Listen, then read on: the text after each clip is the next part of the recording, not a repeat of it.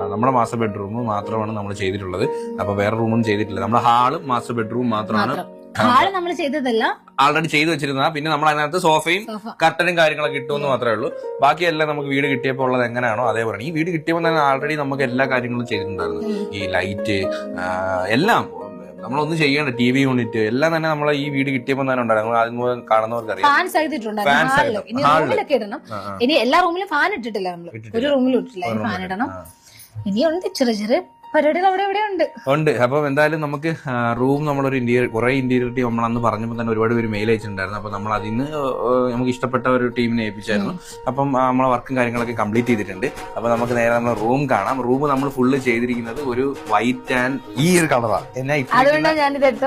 ഞാൻ ഇട്ടിരിക്കുന്ന ഈ ഒരു ഷർട്ടിന്റെയും ഈ തീമിലാണ്, ഈ ബ്ലൂ ആൻഡ് വൈറ്റ് കോമ്പിനേഷനിലാണ് നമ്മൾ ഹോൾ ചെയ്തിരിക്കുന്നത്. എന്തുകൊണ്ടാണ് താങ്കൾ ബ്ലൂവും വൈറ്റും തിരഞ്ഞെടുത്തത്?